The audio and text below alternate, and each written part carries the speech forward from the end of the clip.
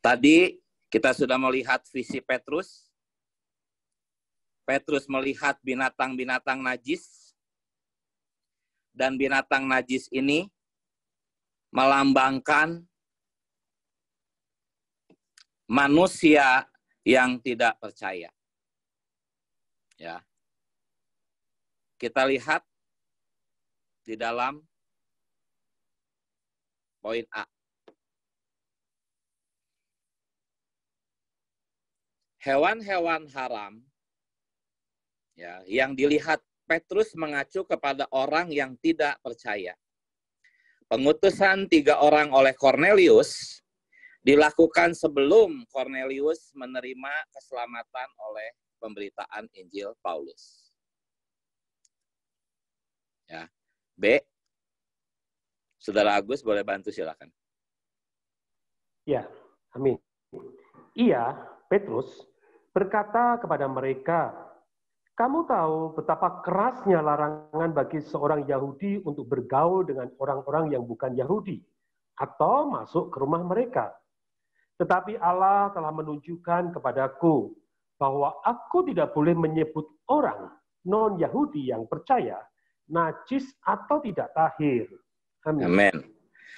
Jadi bangsa Israel memang Allah perlakukan sangat ketat, khususnya dalam berhubungan dengan bangsa-bangsa lain.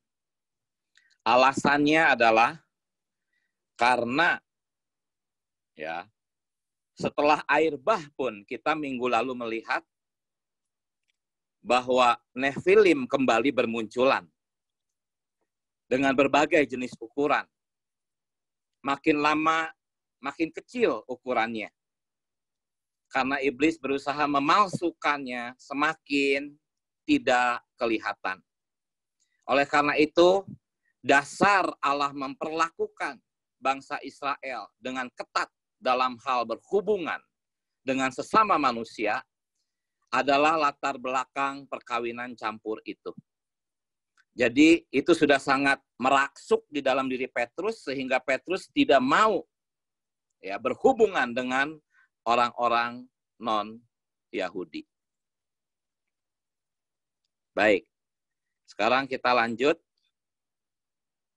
Berkontak dengan orang ya adalah perkara makan.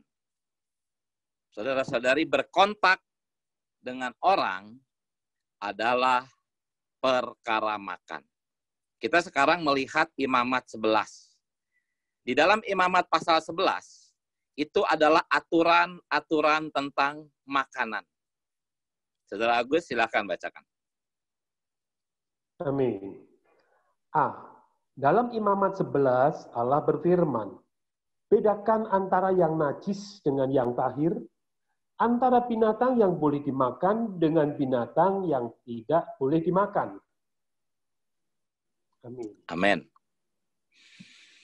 Oh, Tuhan Yesus. Ya. A. Kitab Imamat adalah kitab lambang, kitab perlambangan. Jika kita memiliki pemahaman yang tepat atas lambang ini, kita akan melihat bahwa lambang-lambang dalam pasal ini adalah lambang-lambang kehidupan kaum beriman perjanjian baru. B. Semua makanan tahir realitasnya adalah Kristus, yang adalah isi suplai hayat dan makanan rohani kita. Hanya Kristus dan apa yang berasal dari Kristus adalah tahir untuk suplai makanan kita. Hanya ini yang harus kita kontak, makan, dan terima. C. Menurut prinsip visi Petrus, semua peraturan dalam kitab Imamat tentang binatang yang boleh dimakan dan binatang yang tidak boleh dimakan, ini mengacu kepada perihal mengontak orang. Semoga kita terkesan. Ya. Menurut visi Petrus, makanan-makanan haram itu adalah orang-orang yang tidak tahir. Jadi, Imamat pasal 11 juga berbicara tentang orang-orang yang tahir dan orang-orang yang najis. Baik, kita lanjut. D. Kenapa pakai kata makan? Kenapa Imamat 11? Kenapa Allah menggunakan perkara makan dalam hal mengontak orang? Kenapa Petrus disajikan gambar-gambar makanan binatang haram dalam hal mengontak Kornelius? Kita lihat poin D. Makan adalah mengontak hal-hal yang berada di luar kita lalu masuk ke dalam kita, sehingga mempengaruhi batiniah kita. Ini khususnya diterapkan kepada kita mengontak orang. Makan melambangkan kita mengontak orang. Ketika kita makan, kita mengontak sesuatu yang tadinya di luar kita, sesuatu yang tidak ada hubungannya dengan kita. Namun jika kita makan hal itu, batin kita akan terpengaruh. F. Dalam kitab Imamat, hal-hal yang kita makan melambangkan orang-orang yang kita kontaki. Memakan binatang halal melambangkan kita mengontak orang-orang percaya, dan memakan binatang haram melambangkan kita mengontak orang-orang tidak percaya. Kenapa mengontak orang digambarkan oleh makan? Kita harus merenungkan perkara ini. Kenapa Allah menulis kitab Imamat secara demikian? Mengapa Petrus disajikan makanan binatang haram untuk menunjuk perkara mengontak orang? G. Ya, semoga saudara-saudari bisa melihat perkara ini. G. Arti makan bukan hanya mengontak sesuatu, tetapi juga menerima sesuatu itu masuk ke dalam kita. Begitu sesuatu itu masuk ke dalam kita, makanan itu akan tercerna dan akan menjadi unsur susunan kita.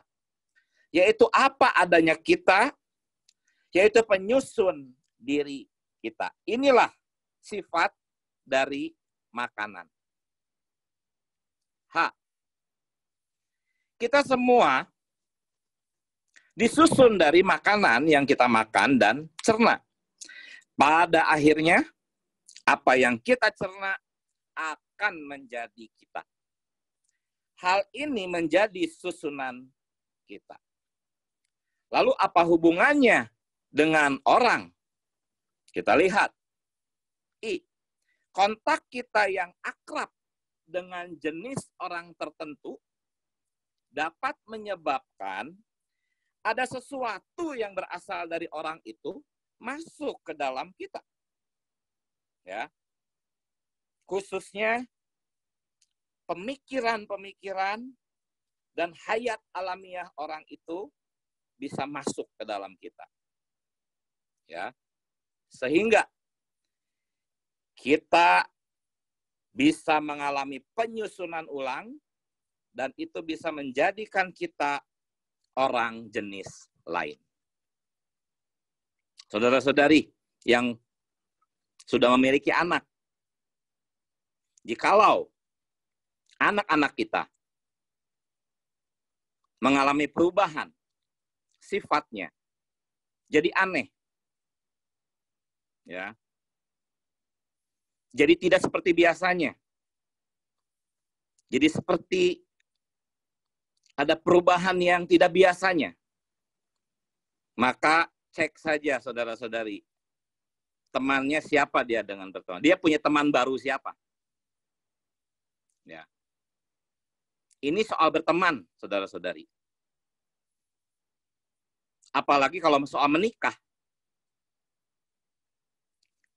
Karena mengontak orang itu, ya, kalau kita tidak di dalam roh,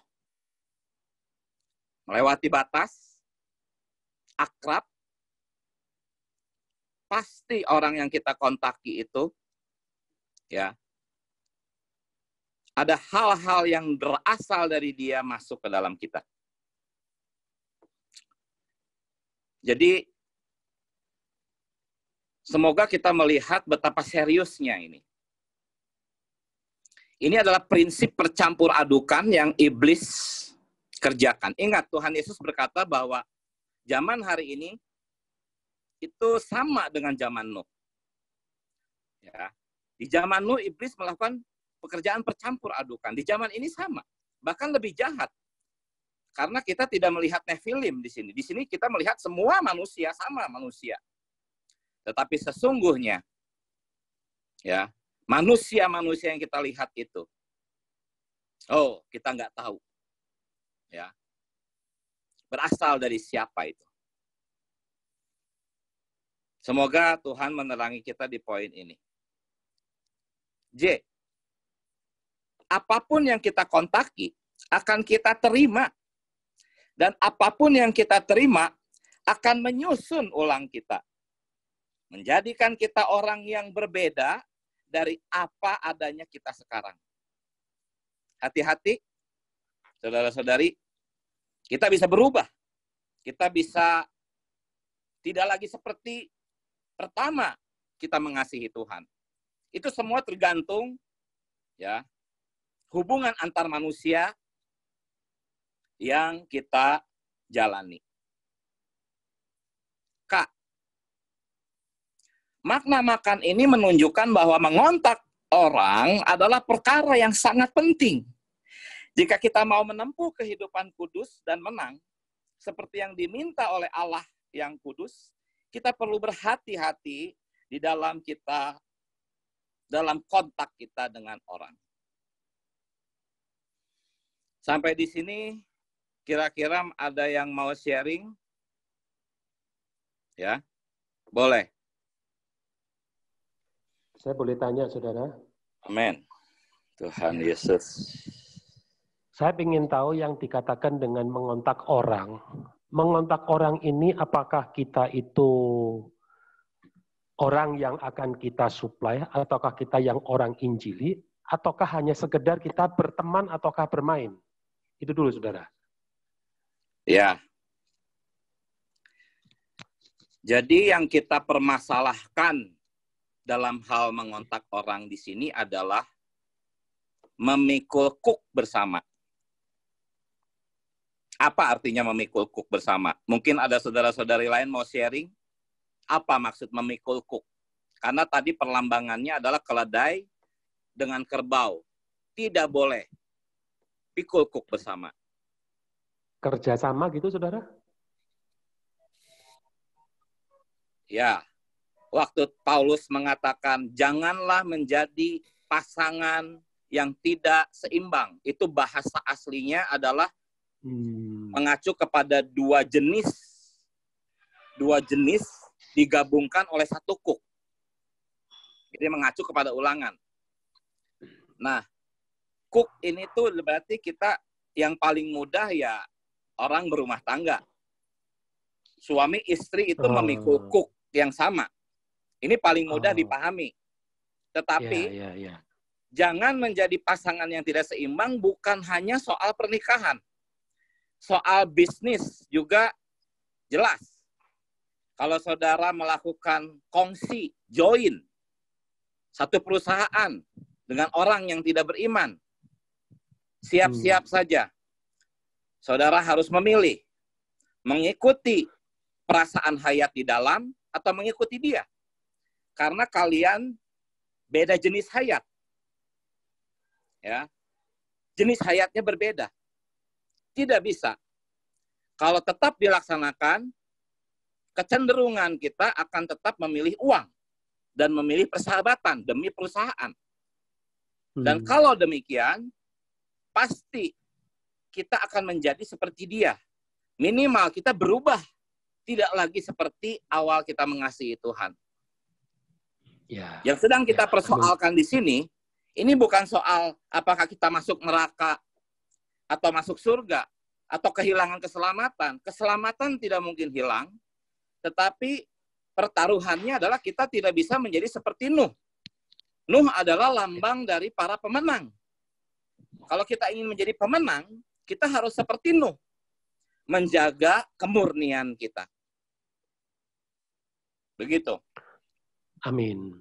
Ya, jelas saudara. Jadi bukan mengontak untuk mensuplai firman gitu, bukan ya? Ya, ini memikul kuk bersama. Ya. Amin, Hubungan saudara. akrab, Paham. hubungan akrab antar teman, ya, berteman, ini pun bisa memikul kuk bersama. Ya. Jadi memikul kuk ini adalah segala jenis hubungan akrab. Boleh ada 1-2 saudari mau sharing, silakan.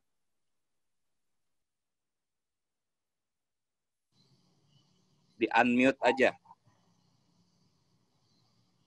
Amin, Saudara Diki. Amin. Cuma mau nanya, bukan mau sharing. Ya. Itu kan manusia sudah jatuh sampai tingkat yang paling parah ya, sampai daging. Menyebabkan malaikat bisa berhubungan dengan manusia, melahirkan jenis makhluk Nephilim ya. Ya. Pertanyaan saya itu, berarti sampai sekarang jenis itu masih ada ya di tengah-tengah kita. Cuman bentuk badannya itu sudah serupa dengan kita gitu. Ya. Nanti kita akan masuk ke sana. Tetapi yang jelas, ya, setelah air bah, itu Nephilim zaman Nuh musnah. Tetapi melalui Ham, nanti saudara harus dengar rekaman yang pelajaran minggu lalu. Melalui keturunan Ham, yaitu Kanaan, ya, Nephilim makin berkembang biak, bahkan banyak suku-sukunya, khususnya di Kanaan. Ya, makin lama, ya, itu iblis berusaha memanipulasi agar tipuannya makin licin, makin tidak kelihatan. Ya, itu Goliat, itu Nephilim yang kecil itu. Nephilim zaman pertama itu tingginya bisa 135 meter. Ya. Dan waktu minggu lalu kita tampilkan gambar-gambarnya. Memang penemuan para arkeolog itu bukan tipuan, itu fakta. Nah, sampai hari ini prinsip percampur adukan yang iblis buat itu tetap sama, hanya lebih halus, lebih licik. Saya tidak katakan itu Nephilim. Tetapi itu adalah benih yang ditabur oleh iblis di dalam Matius pasal 13. Prinsipnya sama. Benih ini berasal dari musuh, bukan dari manusia murni. Tetapi hari ini kita akan melihat yang jauh lebih dalam dari perkara Nephilim, yaitu hubungan antar manusia yang menghasilkan percampur adukan di batin, sehingga kita menjadi jenis manusia lain. Nanti kita baca terus ya, ini outline ini sangat panjang, mungkin tidak akan bisa selesai hari ini juga nggak apa-apa. Ya, ini masih sangat panjang outline-nya ini. Tetapi bagus pertanyaan saudara, nanti boleh dengar rekaman yang minggu lalu ya. Amin. Masih ada satu orang lagi? Saudara Diki, saya mau tanya, Ya. apakah kalau yang LGBT itu termasuk di dalamnya? Yang mana? LGBT. LGBT yang untuk homo. Jadi gini, minggu lalu kita sudah bicarakan bahwa percampur adukan ini itu adalah percabulan. Ya, perjinahan. Itu adalah jenis percampur adukan yang paling dahsyat. Ya, di dalam 1 Korintus, Paulus berkata, jikalau kita bersetubuh dengan perempuan cabul, kita menjadi satu tubuh dengan dia. Dosa-dosa lainnya itu terjadi di luar tubuh kita. Tetapi percabulan itu terjadi di dalam tubuh kita. Saya percaya LGBT sama. Mereka melakukan persetubuhan. Ya, itu memang termasuk pekerjaan percampur adukan yang iblis kerjakan, tetapi ini masih bersifat sangat kasar, kelihatan, hitam, jelek. Yang sedang kita bicarakan ini jauh lebih halus, jauh lebih berbahaya, tetapi menghasilkan kerusakan yang sama prinsipnya, yaitu kita gagal menjaga kemurnian dan akhirnya kita gagal menjadi pemenang. Pertaruhan kita ini sangat besar, saudara-saudari. Kalau kita tidak menjadi pemenang, kita masuk neraka, saudara-saudari. Ya, Yesus menggunakan kata neraka untuk tempat pendisiplinan, yaitu di Markus pasal 9. Ya, dia berbicara kepada Yohanes tentang neraka. Kalau matamu menyesatkan kamu, cungkil daripada kamu masuk neraka. Di sana kamu akan digarami oleh api. Jadi, saudara-saudari, yang sedang kita pertaruhkan hari ini adalah masalah pemenang. Karena contohnya adalah Nuh. Nuh adalah pemenang di zamannya. Jadi soal LGBT itu, ya memang itu salah satu percampur adukan yang sama dengan yang terjadi, yaitu perkawinan malaikat dengan manusia. Intinya kerusakannya itu adalah percampur adukan. Percampur adukan. Kita lanjut ya, nanti masih banyak. Ini sekarang saya akan lewati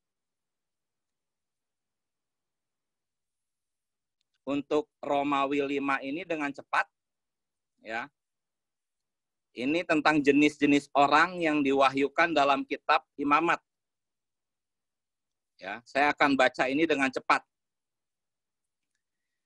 Nuh menjadi pemenang, A. Nuh menjadi pemenang karena dia berhati-hati dalam hal berkontak dengan jenis-jenis manusia campuran di zamannya. Demikian juga di zaman ini kita perlu berhati-hati dalam mengontak jenis-jenis manusia. B. Setiap binatang yang dicatat dalam Imamat pasal 11 memiliki figur atau tanda yang mengandung makna khusus yang melambangkan berbagai jenis orang. Ya. Mohon maaf sebentar. Baik. C. Kita lihat sekarang jenis-jenis binatang yang diwahyukan dalam Imamat pasal 11. C. Inilah binatang-binatang yang boleh kamu makan dan segala binatang berkaki 4 yang ada di atas bumi. Setiap binatang yang berkuku belah, yaitu yang kukunya bersela panjang dan memamah biak. Ya. 1.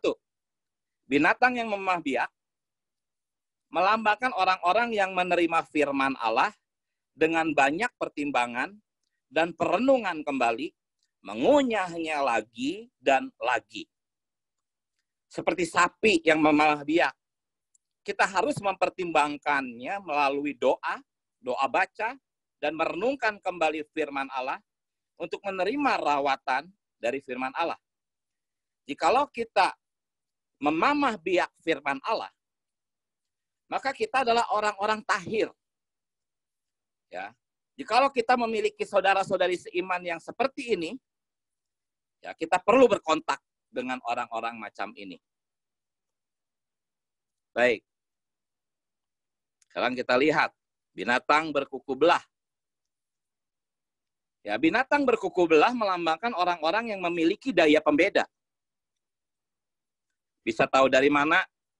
Ya, saudara-saudari yang ahli biologi mungkin bisa menjelaskan apa maksudnya berkuku belah dihubungkan kepada daya pembeda, itu daya perasa. Ya. saudara kita yang menulis pelajaran hayat, saudara Lee, dia juga tidak membahas kenapa berkuku belah dihubungkan kepada daya pembeda. Karena kata dia terlalu susah menjelaskannya katanya. Jadi di sini pun juga kita terima saja bahwa binatang yang berkuku belah melambangkan orang-orang yang memiliki daya pembeda. Orang-orang demikian dapat membedakan hal-hal dari Allah dengan hal-hal dari Satan, iblis, hal-hal yang surgawi dengan hal-hal yang bumia, hal-hal yang rohani dengan hal-hal yang bersifat daging. Oh, kalau ada orang-orang seperti itu, kita harus mengontaki orang-orang macam itu yang memiliki daya pembeda. Kita akan sangat terbantu. Kita akan sangat dipercepat pertumbuhan hayat kita. Ya, apalagi kalau kita menjadi orang-orang seperti itu. Ya, kita akan memberkati banyak orang. Ya. Di sini kita tidak membahas orang-orang yang kita tidak membahas binatang-binatang yang haram. Ya, binatang-binatang yang haram pokoknya kebalikan dari orang-orang macam inilah, yaitu mereka yang tidak punya daya pembeda. Ya. Contohnya saudara-saudari, orang-orang Kristen yang nggak punya daya pembeda apa? Ya, mereka mengatakan, ya pemulihan sama saja lah dengan denominasi, sama aja. Ya, inilah orang-orang yang nggak bisa dan tidak punya daya pembeda. Oh, semua ajaran baik kok berasal dari Alkitab kok semuanya. Semuanya juga pakai firman Allah. Semuanya juga anak-anak Tuhan. Kita nggak boleh fanatik. Nah, ini ciri-ciri orang-orang yang nggak punya daya pembeda, saudara-saudari. Kalau kita akrab dengan orang-orang semacam itu, ya, kita rusak. Kita harus memberitakan Injil kepada mereka sambil menjaga diri kita dari kontaminasi. Ya, jadi banyak sekali orang-orang Kristen yang tidak berkuku belah. Ya. Mereka termasuk memiliki sifat najis. Ya. Walaupun mereka telah memiliki hayat, ya mungkin saja memiliki hayat, tetapi karena kedagingan yang kuat, ego yang tinggi, tidak mau ditanggulangi. Ya, mereka memiliki sifat najis. Inilah yang saya maksudkan minggu lalu, saudara-saudari. Ya, minggu lalu saya mengatakan bahwa hati-hati memiliki hubungan akrab, walaupun dengan sesama orang Kristen. Ya. Minggu lalu saya mengatakan sebaiknya kita hanya memiliki satu kehidupan sosial. Jangan ada dua, jangan ada tiga. Jangan punya komunitas ini, komunitas itu. Milikilah hanya satu kehidupan sosial, yaitu bersama dengan orang-orang yang berada dalam pemulihan Tuhan. Cuman setelah ini saya nggak bisa tidur malamnya karena saya takut disalahpahami. Yang saya maksudkan dengan hanya orang-orang yang berada dalam pemulihan Tuhan, itu bukan gereja pemulihan ya. Kita tidak boleh mengatakan gereja pemulihan, tidak ada yang namanya gereja pemulihan itu. Yang saya maksudkan adalah orang-orang yang berada di dalam pemulihan Tuhan. Orang-orang yang berada di dalam pemulihan Tuhan, itu adalah orang-orang yang menikmati hayat. Yang tahu caranya bagaimana makan Kristus. Yang melatih rohnya. Itu yang saya maksudkan, sebaiknya kita hanya memiliki satu kehidupan sosial. Saudara-saudari, setelah selesai sidang ini, baca seri pembinaan dasar. Judulnya Teman. Itu tulisan saudara Watchmeni. Ya, kita akan bisa melihat di sana betapa teman bisa sangat berbahaya. Jadi, jikalau kita ingin jadi pemenang, milikilah hanya satu kehidupan sosial, yaitu hidup gereja. Bersama dengan saudara-saudari di dalam pemulihan Tuhan. Ya, bukan di dalam denominasi GSJK, bukan. Tetapi saudara-saudari yang berada di dalam pemulihan Tuhan. Kita lanjut ya. Kita cepat aja ini. 3. Melalui memamah biak, menerima firman Allah dengan banyak pertimbangan dan perenungan kembali, mengunyahnya lagi dan lagi, kita akan memiliki daya pembeda yang semakin sensitif di dalam kita. 4. Banyak orang Kristen hari ini tidak memamah biak. Mereka jarang sekali menjamah firman Allah. Kita perlu menjaga jarak dengan orang demikian. Jika tanpa batasan, mereka akan mempengaruhi kita. Ya, sekarang kita masuk ke soal binatang yang bersirip dan bersisik. D. Segala yang bersirip dan bersisik di dalam air, di dalam lautan, dan di dalam sungai, itulah semuanya yang boleh kamu makan. Jadi binatang bersirip, bersisik, ikan bersirip, bersisik itu adalah halal. Ya. 1. Laut melambangkan dunia. Sirip membantu ikan bergerak, berenang di dalam air menurut kehendaknya. Ya. Karena ikan bersirip melambangkan orang-orang yang dapat berenang melawan arus. Ya, banyak orang Kristen nggak punya sirip. Sehingga hatinya tuh sebetulnya pengen untuk bersidang, pengen untuk mengontak orang, besuk, merawat, tetapi nggak punya sirip. Jadi dia tidak bisa bergerak sesuai dengan kehendak hatinya. Itu sama seperti Paulus. Bukan apa yang aku kehendaki yang aku lakukan. Justru yang aku benci itu yang aku lakukan. Hari ini banyak sekali orang-orang Kristen nggak punya sirip. Ya, tetapi binatang yang boleh dimakan adalah binatang yang bersirip. Yang bisa bergerak bebas di dunia ini, tidak dipengaruhi oleh arus dunia ini. Ya. Kita lihat sisik. 2. Sisik menjaga dan memelihara ikan yang hidup di laut dari pengaruh rasa asin air laut. Ya.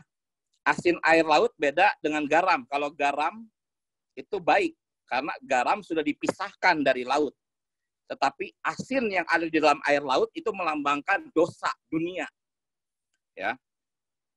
Ikan bersisik dapat hidup di air laut yang asin bertahun-tahun lamanya tanpa menjadi asin.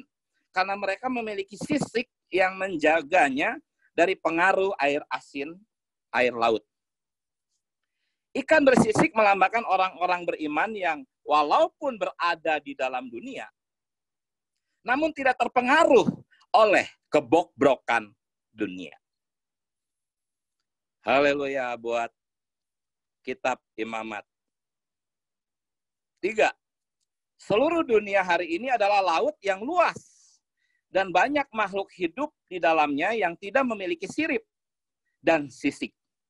Orang-orang yang memberitakan Injil kepada orang dunia adalah ikan yang bersirip besar. Ya. Jadi tadi Saudara Agus bertanya soal ini. Kalau kita bisa memberitakan Injil kepada orang-orang dunia, itu artinya kita punya sirip yang besar, saudara-saudari. Ya. Tidak mudah memberitakan Injil kepada orang dunia. Butuh sirip yang besar. Amin. Walaupun demikian, ketika memberitakan, berkontak dengan orang-orang dunia, kita perlu berada di dalam roh. Ya, roh itulah sisik dan sirip kita sebetulnya. Supaya sisik dan sirip kita berfungsi dan rasa kita tidak terpengaruh oleh dunia dan terbawa arus. Ini tentang binatang ikan di lautan. Ya. Amin. Baik. Burung-burung yang memiliki sayap untuk terbang dan yang makan biji-bijian, hayat sebagai suplai makanannya. Ini ayatnya cukup panjang, jadi saya tidak sertakan. Itu ada di poin 1 ayatnya. Imamat 11, 13, sampai 19. Kita baca outline yang nomor 1. Ya, sidang ini memang sidang membaca outline, saudara-saudari. Saya hanya menyusunkannya bagi saudara-saudari. Semoga kita tetap menyimak outline ini. 1. Burung-burung najis yang disebutkan dalam Imamat 11, pasal 3, ayat 13-19, ya, yang tidak makan biji-bijian. Jadi burung-burung di dalam pasal 11 ayat 13-19 ini burung-burung haram, ya. Mereka tidak makan biji-bijian. Ya. Tetapi makan bangkai. Ya. Melambangkan orang-orang yang tidak menikmati hayat. Ini yang tadi saya katakan, orang-orang yang tidak berada di dalam pemulihan Tuhan. Karena,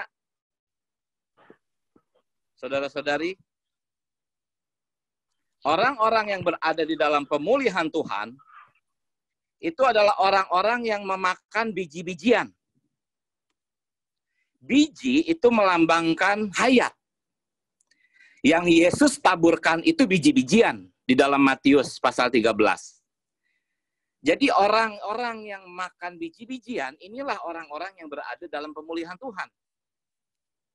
Tetapi kalau orang-orang yang makan pengetahuan, ya, dia mengontak Alkitab secara pengetahuan, dia selalu digerakkan, bergerak, memutuskan berdasarkan pengetahuan. Ini bukan bicara tentang orang jahat, ya. Binatang haram yang memakan bangkai ini, binatang haram pemakan bangkai ini bukan berbicara tentang orang-orang jahat. Ya, binatang-binatang pemakan bangkai ini adalah orang-orang yang memakan kematian. Kalau seseorang membaca Alkitab dengan cara pengetahuan, itulah makan kematian. Ya, segala sesuatunya, ya, dia lakukan berdasarkan konsepsinya sendiri, seperti Kain. Ya, dia tidak pernah mengontak pohon hayat. Inilah binatang-binatang pemakan bangkai. Saudara-saudari, kita jangan mengontaki orang-orang yang semacam itu. Kita harus hanya mengontaki orang-orang yang pemakan biji-bijian. Biji-bijian ini adalah hayat, saudara-saudari. Jadi, saya mau mengesankan kepada saudara-saudari bahwa ya, binatang pemakan bangkai ini bukan orang jahat, ya. Ya, tentu juga orang jahat termasuk. Ya, tetapi yang dimaksud adalah orang-orang yang tidak hidup dan menikmati hayat, tidak hidup oleh hayat, tidak makan hayat. Ya. Saudara-saudari, seringkali ketika saya memberitakan perkara hayat, ketika saya memberitakan perkara makan Kristus, ya, kita mengalami hal serupa. Kita dihina, direndahkan. Apa itu makan Kristus? Kita dianggap bidah, ya, aneh. Kita menawarkan biji-bijian, tetapi para pemakan bangkai menghina kita. Apa itu makan Kristus? Apa itu Kristus kok dimakan? Ketahuilah, di balik mereka adalah iblis, saudara-saudari. Karena iblis tahu, perkara makan Kristus, itulah perkara yang paling membahayakan dia. Semakin banyak orang Kristen makan Kristus, anak laki-laki itu, benih perempuan itu, yang sedang sekarang diusahakan dicampur aduk itu oleh iblis, akan segera dihasilkan melalui makan Kristus. Jadi hati-hati saudara-saudari. Ya. Jangan ada hubungan akrab dengan para pemakan bangkai. Jangan merasa hebat. Kita pasti terpengaruh. Ya, pastikan kita di dalam roh memiliki sisik, memiliki sirip, datang kepada mereka memberitakan Injil. Ya, tetapi kalau menjalin hubungan akrab, jangan, saudara-saudari. Sampai mereka kita dapatkan dan menjadi pemakan biji-bijian. 3, burung najis tidak makan biji-bijian karena biji-bijian hayat tidak memuaskan mereka. Burung-burung najis ini ingin makan bangkai bagi kepuasan mereka. Kalau kita mengajak orang-orang Kristen bersidang dengan kita hanya punya Kristus. Kita hanya punya hayat. Mereka nggak puas. Mereka pengennya ada entertain di dalam gereja. Mereka pengennya ada hiburan di dalam gereja. Nggak puas dengan hayat. Tapi nggak apa-apa. Ya. Kita jangan ikut-ikutan menyediakan bangkai. Dengan kita tetap murni hanya menyediakan biji-bijian, maka lalang-lalang tidak akan betah tinggal di tengah-tengah kita. Burung-burung pemakan bangkai itu tidak akan betah tinggal di tengah-tengah kita. Dengan demikian gereja murni, tidak bercampur aduk. 4, dalam mengontak orang, kita perlu membedakan orang. Jika kita berkontak secara akrab dengan orang-orang yang tidak mengenal hayat dan yang menikmati hayat, kita akan terpengaruh oleh cita rasanya. Dan akhirnya mereka akan memalingkan kita menjadi sama seperti mereka. Oh, Tuhan Yesus. Jangan anggap remeh hubungan akrab, saudara-saudari. Kita minggu lalu sangat ngeri mendengarkan itu Nephilim, ya, percampur adukan malaikat dengan manusia. Tetapi sesungguhnya kita harus lebih ngeri, takut dengan pelajaran malam hari ini. 5, kaum beriman yang seperti burung-burung bersayap dan makan biji-bijian hayat dapat hidup dan bergerak dalam hayat. Mereka terlepas dan mengatasi dunia. Ya, dengan sayap mereka. Mereka bisa mengatasi dunia, terlepas dari dunia. Ya. Karena mereka mengambil hal-hal hayat sebagai suplai hayat mereka. Orang-orang beriman macam inilah yang harus kita kontaki. F. Ya. Ini tentang F ini yang paling serius ini ya. Ya, F. Inilah yang boleh kamu makan dari segala binatang yang merayap dan bersayap dan yang berjalan dengan keempat kakinya, yaitu yang mempunyai paha. Oh, ini belum. Maksudnya masih binatang najis. Ya. Yang mempunyai paha di sebelah atas kakinya. Paha ini untuk melompat di atas tanah. Ya. 1. Ini tentang serangga, saudara-saudari. Ya. Serangga yang memiliki sayap dan memiliki paha di atas kakinya dapat melompat ke atas tanah, melambangkan orang-orang yang memiliki kekuatan paha untuk membubung tinggi, ya, melampaui dunia, dan dapat menjaga diri mereka dari hal-hal duniawi, dosa atau daging. Orang-orang macam ini, ya, secara luaran berbaur dengan dunia. Teman-teman kantornya, teman-teman sekolahnya, teman-teman kuliahnya, ya penuh dengan jebakan-jebakan dunia, tetapi orang macam ini bisa melompat, melampaui segala jebakan-jebakan dunia. Ya. Karena ada paha atas ini. 2. Sedangkan serangga yang tanpa sayap dan paha, ya, melambangkan orang yang terikat oleh hal-hal duniawi dan tidak dapat meninggalkannya sama sekali. Saudara-saudari, ya, kita sering juga berjumpa dengan orang-orang seperti ini. Kita rawat dari minggu ke minggu, ya. Kita coba supply, tetapi rasanya mereka sangat melekat dengan dunia. Sulit sekali mereka untuk bisa meninggalkan keterikatan-keterikatan mereka.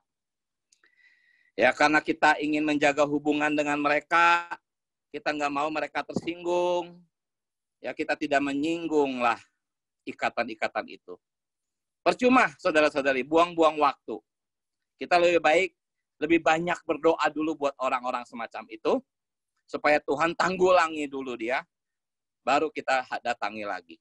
Hati-hati, karena seringkali dalam hal merawat, membesuk orang-orang, ya, alamiah kita juga muncul. Ada hubungan alamiah terjalin di dalam merawat orang-orang. Jangan. Kita perlu ya melihat, membedakan dalam perkara merawat orang. Bukan berarti kita berhenti merawatnya, tapi perbanyaklah berdoa untuk orang itu. G. Nah, ini yang serius tadi ya. Inilah yang haram bagimu di antara segala bangsa yang merayap dan berkeriapan di atas bumi. Oh, merayap dan berkeriapan. 1. Makhluk yang tanpa kaki, berkaki 4 atau banyak kakinya, tetapi yang berkeriapan di bumi atau merayap. Ya, mereka berjalan dengan perut. Contohnya katak, kakinya 4, tapi berjalannya perutnya menyentuh tanah. Atau yang kakinya banyak, kayak kelabang, tetapi perutnya menyentuh tanah. Ya, ayat-ayatnya banyak sekali ini, binatang-binatang jenis ini. Pokoknya yang perutnya berjalan dengan perutnya. Entah dia punya kaki atau tidak punya kaki seperti ular. Ya, ini melambangkan apa? 2. Dalam Kejadian 3 ayat 14, Tuhan mengutuk ular. Terkutuklah engkau di antara segala ternak dan di antara segala binatang hutan. Dengan perutmu engkau akan menjalan. Jadi setiap hewan yang berjalan dengan perutnya itu melambangkan iblis dan roh-roh jahat. Kita lihat siapa mereka ini. Orang-orang macam apa? 3. Makhluk yang berkeriapan di bumi atau merayap dengan perut atau dengan 4 kakinya, atau memiliki banyak kaki, semuanya merayap di bumi, bukan hanya melambangkan iblis, roh-roh jahat, dan setan-setan. Tetapi juga mengacu kepada orang-orang yang dipenuhi iblis, yang berkontak dengan orang-orang jahat, dan setan-setan. Dan orang-orang yang hidup di dunia ini, dan memegang erat dunia, tidak dapat memutuskan diri mereka dari dunia. Saudara-saudari, ya, orang-orang yang gemar sihir, perdukunan, santet, penyembahan berhala, ya, orang-orang yang memelihara jimat-jimat, patung-patung, lebih baik kita doakan saja dahulu. Ya, pernah ada satu saudara mengerti prinsip ini. Dia mengasihi family-nya yang masih terlibat dalam kuasa-kuasa jahat semacam ini. Ya, dia tidak datang ke rumahnya, tapi dia berdoa. Dia berdoa sampai suatu saat Tuhan bekerja. Orang ini kena stroke, atau bangkrut. Nah, kalau udah Tuhan bekerja kayak gini, itu tandanya boleh kita datang. Ya. Tetapi kalau hanya untuk datang ngobrol-ngobrol, hati-hati saudara-saudari. Di balik mereka begitu jahat, kuasa-kuasa jahat. Ya, kita perlu betul-betul memiliki satu ya daya rohani yang kuat untuk dapat ya menanggulangi orang-orang macam ini. Jadi bukan hanya iblis, tetapi orang-orang yang akrab dengan iblis dan roh-roh jahat. Ya. 4. Kita bukan hanya jangan mengontak iblis, roh-roh jahat atau setan-setan. Bukan hanya itu.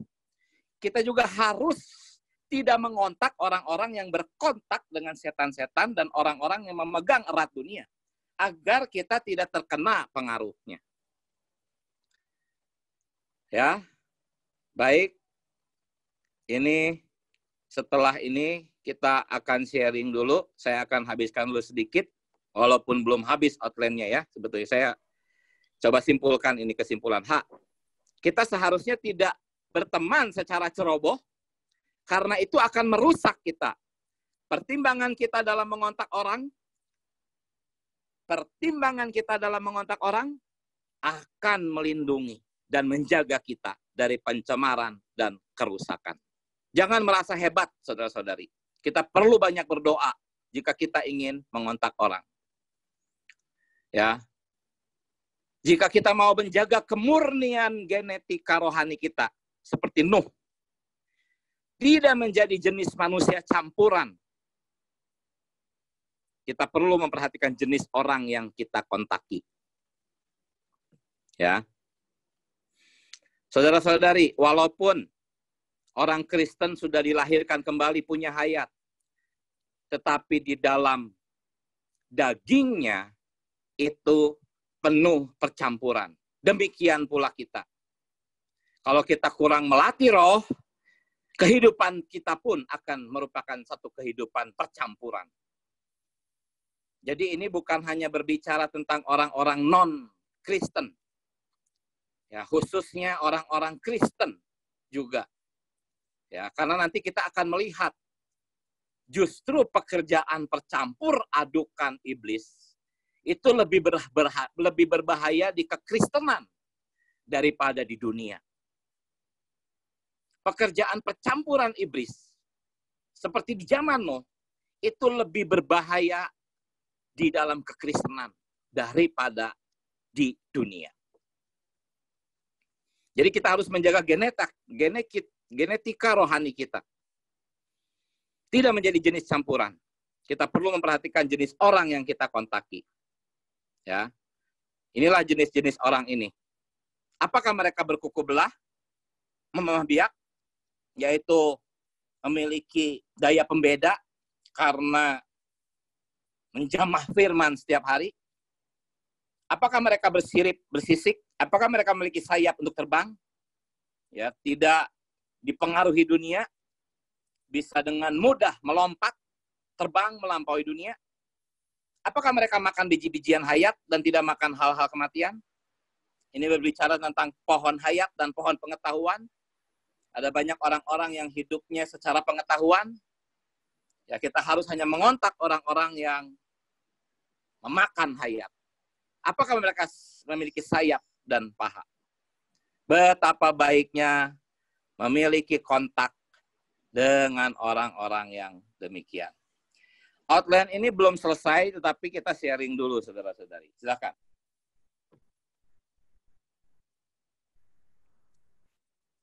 Amin. Apa yang mau disampaikan? Bagi nikmat, silakan. Bagi nikmat. Amin. Puji Tuhan, saudara. Saya dari Seruyan, saudara. Amin. Saya diterangi ya mengenai perkataan ini, saudara ya. Karena di Seruyan adalah belum pemecahan roti sampai dengan hari ini, karena tidak ada rekan yang kuat, saudara. Memang kita mengontak ini sangat luar biasa, saudara, bagi saya. Tadi diungkapkan selama ini saya sendiri ya diselubungi oleh hal-hal yang belum disingkapkan selubung saya, saudara. Tapi melalui firman malam ini, melalui pelajaran imamat ini, mengontak orang ini juga kita harus bisa membedakan, saudara. Tadi ada bersirip, bersayap, makan biji-bijian. Selama ini saya mengontak orang hanya berdoa saja, tetapi saya tidak mengenal bersirip, bersisik, bersayap, makan biji-bijian. Itu tadi benar, saudara, betul itu disampaikan bahwa ini bisa membuat kita terpengaruh, saudara. Bahkan mereka tadi dikatakan kita direndahkan, dihina, itu kita mengalami hal yang sedemikian.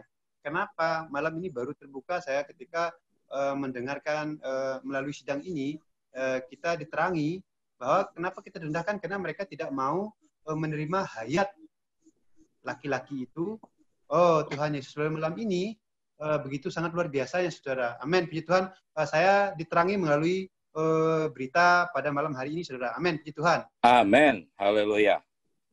Silakan saudara-saudara berbagi nikmat perkaya sidang. Ya, puji Tuhan, saudara-saudari, saya juga terkesan banget dengan berita malam hari ini karena selama ini yang saya dengar mengenai hewan-hewan yang boleh dimakan dan tidak dimakan itu dikait-kaitkan dengan sains ilmu gizi ya, bahwa makan ini nggak boleh karena kolesterolnya lah apalah, tapi saya nggak pernah melihat bahwa ya ternyata binatang-binatang yang haram ataupun najis itu melambangkan orang-orang gitu loh, tipe jenis-jenis orang. Ya, jadi kita yang sudah tahu, ya harusnya kita lebih bisa menjaga keluarga kita sendiri, apalagi kita yang sudah berkeluarga, punya istri, punya suami, punya anak, ya untuk lebih berhati-hati. Saya juga agak khawatir sih anak saya sendiri karena ya zaman sekarang kan susah banget itu untuk dimonitor kan, dia teman-temannya online, sekolahnya internasional gitu kan, jadi dan ya, saya bicara mengenai ya dia masih bisa, walaupun dia sudah dibaptis dan sudah bersidang, tapi masih belum mengerti gitu loh.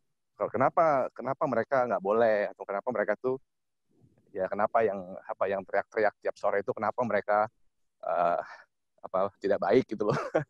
Ya, jadi kesannya saya tuh very egois banget itu kok, very selfish. Dan mungkin itu masa pertumbuhan dia ya, mudah-mudahan nanti ya sedikit demi sedikit dia mulai bisa melihat lah. Ya, amin. Perlu belas kasihan Tuhan. Amin, Tuhan saudara. Yesus. Amin. Ya, saya bersyukur saya bisa mendapatkan mengenai perlambangan-perlambangan yang dari binatang. Kalau buat saya yang saya dapatkan, selain dari saya mengontak orang, ada satu rambu-rambunya yang tadi dari mengenai soal binatang. Sebetulnya kita sendiri juga harus introspeksi. Sebetulnya kita sendiri juga ada di posisi mana gitu loh. Sehingga kita bisa memperbaikin. Oh, ternyata saya juga seperti ini, saya juga orang duniawi. Mungkin kaki saya cabang melompat dan sebagainya.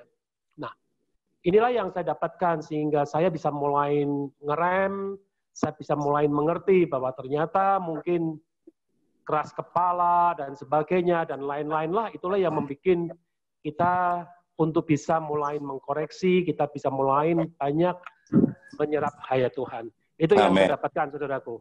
Amin. Amin. Tuhan, saudaraku. Amin. Saya sangat terjamah ya dengan berita malam ini. Saudara, tadi dikatakan bahwa kita perlu menjaga genetika rohani kita. Juga tadi Saudara Diki bahwa Nuh sangat berhati-hati ketika membangun bahtera, bahkan bergaul. Saudara-saudara ini kembali menjadi guidance saya, menjadi satu visi yang benar-benar harus mengendalikan. Karena ketika berbicara tentang kaum profesi, begitu banyak hal. Berkontak dengan orang, begitu banyak hal yang mungkin kita jamah. Tapi malam ini semoga saudara-saudara kita dalam pemulihan Tuhan, benar-benar perkataan saudara kita, bahkan apa yang dibagikan, itu benar-benar menjadi susunan kita malam ini. Amin. Menjadi satu pengetahuan. Saudara mohon belas kasih Tuhan untuk perkara ini. Ini akan mengarahkan kita menjadi satu manusia insan yang dipertinggi. Ketika kita mungkin berkontak dengan orang, menjamah hal-hal di luar daripada Tuhan, kita merasakan bahwa itu bukan daripada satu pembangunan tubuh. Saya mengucap syukur ya. Semoga saudari ini benar-benar menguatkan saya juga secara pribadi, bahkan menguatkan kita dalam join malam ini ya, Zoom malam ini. Amin. Haleluya.